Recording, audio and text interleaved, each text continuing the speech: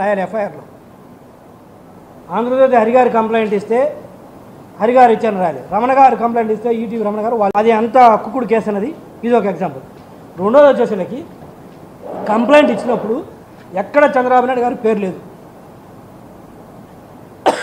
Sorry ఎక్కడ ఆయన పేరు లేదు.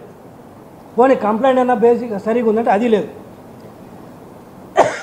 ఇన్వెస్టిగేషన్ మొదలుపెట్టిన తర్వాత అప్పుడు గుర్తొచ్చింది వేమూరు గారు ఎవరు, చంద్రబాబు గారు ఏంటి అని. ఐఎమ్ సారీ, గుర్తొచ్చి ఎట్లయినా సరే ఆయన ఇరికించాలన్న ఉద్దేశంతో ఛార్జ్ షీట్ ఫైల్ చేసినప్పుడు చంద్రబాబు నాయుడు గారి పేరు A1గా పెట్టడం జరిగింది. ముందు వేమూరు గారి పేరు సారీ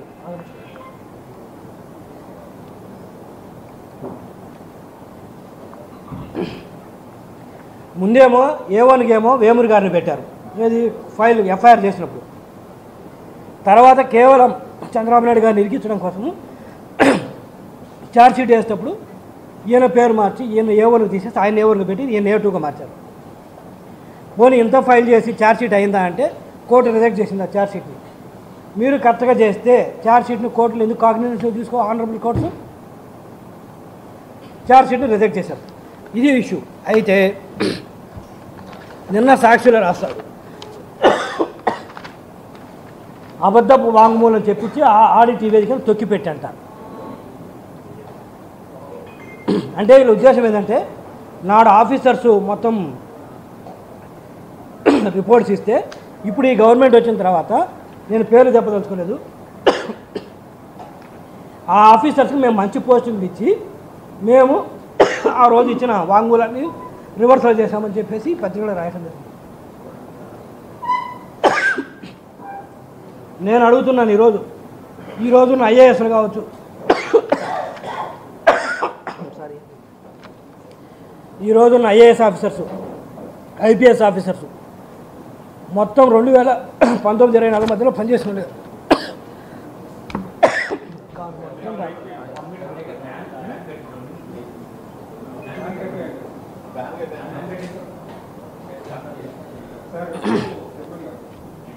1 minute క్లోజ్ చేస్తారు మీరు అడుగుతారు.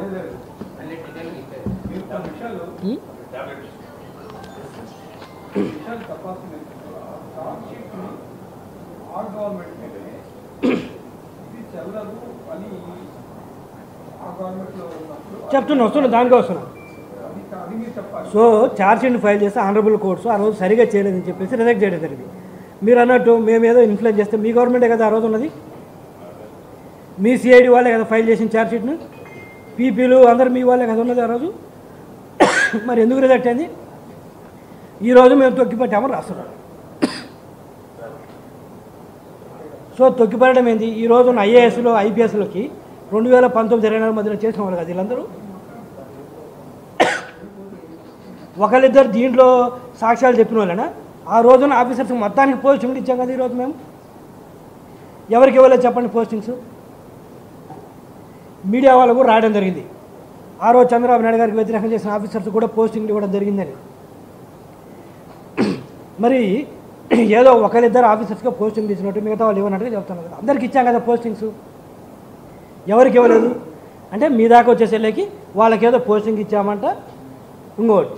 ఇప్పుడు అందుకని మాకు అనుకూలంగా చెప్తున్నట్టు. అంటే మేము పోస్టింగ్లు ఇచ్చాం కాబట్టి మాకు అనుకూలంగా చెప్తున్నారంటే మరి ఆ రోజు పోస్టింగ్లు ఇచ్చారు కాబట్టి మీకు అనుకూలంగా చెప్పారా? మీకు అనుకూలంగా చెప్పి ఆ రోజు చంద్రబాబు నాయుడు గారి మీద కేసులు పెట్టించారా మీరు? మరి ఇది నిజమైతే మరి అది నిజమైన ఒప్పుకుంటారా? అంటే ఆఫీసర్స్ ఐఏఎస్ అంత ఎన్నెముక లేకుండా ఉన్నారని మీరే చెప్తారా? అంత దిగజారుస్తారా వాళ్ళని మీరు? ఇదో ఆస్పెక్ట్. చెరుకూరు శ్రీధర్ గారి గురించి రాశారు. ఒక పక్క చెరుకూరు శ్రీధర్ గారు మా మనిషేనని మీరే చెప్తారు గతంలో సిఆర్డీఏ ఉన్నప్పుడు. మళ్ళీ దీంట్లో ఏం చెబుతారు?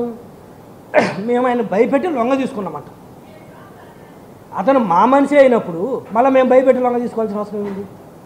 ఓ పక్క చెరుకూరు శ్రీధర్ గారు లేదా మిగతా ఆఫీసర్స్ మా మనుషులని చెబుతారు, ఇంకో పక్కనేమో బెదిరించి లొంగ తీసుకున్నామంట. అరెస్ట్ చేసి రాసామంట, అరెస్ట్ చేసి బెదిరించి లొంగ తీసుకున్నామంట. అంటే వీళ్ళ ద్వంద్వ వైఖరి ఏ విధంగా ఉందంటానికి ఇది బెస్ట్ ఎగ్జాంపుల్. సో నేను ఇందాక ఎఫ్ఐఆర్ కూడా చెప్పాను, ఎక్కడ కూడా వాళ్ళు కంప్లైంట్ ఆయన పేరు లేదు, ఇన్వెస్టిగేషన్ లేదు, ఛార్జ్ షీట్ ఇప్పుడు వస్తుంది.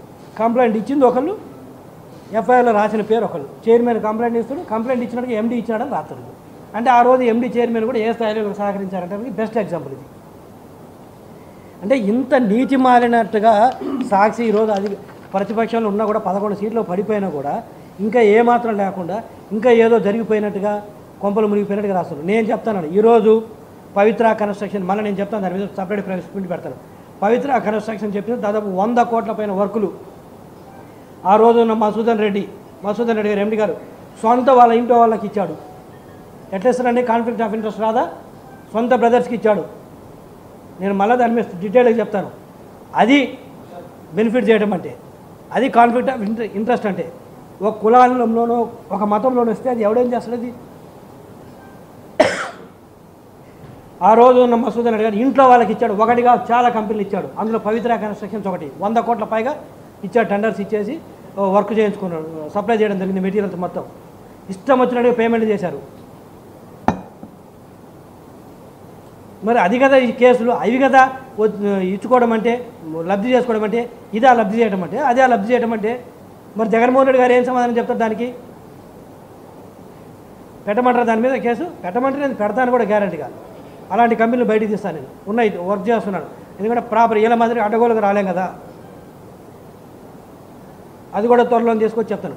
అది ఇంట్లో వాళ్ళకి ఇచ్చి లబ్ధి చేకూర్చుకోవడం అంటే, ఇదే లబ్ధి చేకూర్చుకోవడం అంటే. చంద్రబాబు నాయుడు గారు అడ్డగోలుగా మీరు కేసులు పెట్టిందే కాకుండా, ఏమనగా మార్చిందే కాకుండా, పోనీ ఏమన్నా బేస్ రాశారంటే ఏం లేదు, కేవలం ఒకటే బేసు ఒత్తిడి చేశారంట చంద్రబాబు నాయుడు గారు, అందుకని ఇచ్చారంట. అందుకు ఆయన ఏమన్నా అవుతాడు. ఏమన్నా కామన్ సెన్స్ ఉండవల్లే, దానికి బేస్ ఉండవల్లే. కనీసం ఇదిగో ఫోన్ కాల్స్ ఇది చేశాడు, పిలిపించాడు, మాట్లాడి జీరో బేసు. మళ్ళీ మేము ఒత్తిడి చేసి ఆఫీసర్స్ని ఆడిట్ నివేదికను తొక్కిపెట్టట. నువ్వు ఇచ్చిందే అబద్ధం ఆడిట్ నివేదిక, మళ్ళీ దాన్ని మేము తొక్కిపెట్టడం ఏంది? నువ్వు ఇచ్చిన నివేదికనే కోర్టే కొట్టిపడేసింది, నీ చల్లదాన్ని పక్కన పడేసింది ఆ రోజు ఆనరబుల్ కోర్టు. మీ సిఐడి వల్ల దాన్ని ప్రూవ్ చేయలేకపోయారు ఆ రోజున్న సిఐడి ఆఫీసర్స్, ఆ రోజున్న పీపీలు. మేము తొక్కిపడడం ఏంది? కోర్టే తీసి పక్కన పడేసింది కదా, మళ్ళీ మేము తొక్కిపడేది సపరేట్గా. అయినా వీళ్ళకు మారకుండా ఈరోజు తప్పుడు కథనాలు రాస్తున్నారు. ఇది విషయం. సో ఫైబర్ నెట్కు సంబంధించి ఆ రోజు టెరాసాఫ్ట్ కానీ పక్కాగా వాళ్ళు చేయబట్టి ఈరోజు సంస్థ ఆ రోజు వేసిన, నేను వాళ్ళకి కితాబు ఇవ్వాలని చెప్పట్లేదు. ఎందుకు చెప్తున్నంటే ఆ రోజు ఆ ఫౌండేషన్ స్ట్రాంగ్గా ఉండబట్టే ఈ 5 సంవత్సరాల్లో వీళ్ళు ఇంత అడ్డగోలుగా చేసినా కూడా ఈ సంస్థంగా కొద్ది గొప్ప బతికుందంటే ఆ రోజు వేసిన ఫౌండేషన్ స్ట్రాంగ్గా ఉండబట్టే. అదేగైనా మీరు అన్నట్టు అడ్డగోలుగా మేము ఇప్పుడు లాస్ట్ టైం మసూదన్ రెడ్డి గారు వాళ్ళ సొంత బ్రదర్స్కి పవిత్ర కన్స్ట్రక్షన్ ద్వారా అడ్డగోలుగా వర్కులు చేయించున్నట్లయితే ఇదిగో ఈ సంస్థ దివాలా అంచుకు తీసుకొచ్చారు కదా. ఆ రోజు అలాగేం చేస్తుంటే ఈ రోజుకి ఈ సంస్థ మూసేసి ఉండేవాళ్ళు, దివాలా అంచు కూడా కాదు. సో అంత పక్కాగా మేము వర్కులు చేపించి దాన్ని నిలబెడితే మీరు వచ్చి అడ్డగోలుగా దాన్ని కూల్చేసి మళ్ళీ మేమేదో తప్పులు చేసినామని చెప్పేసి అంటాము, మళ్ళీ దాని మీద కేసులు ఏంటివి?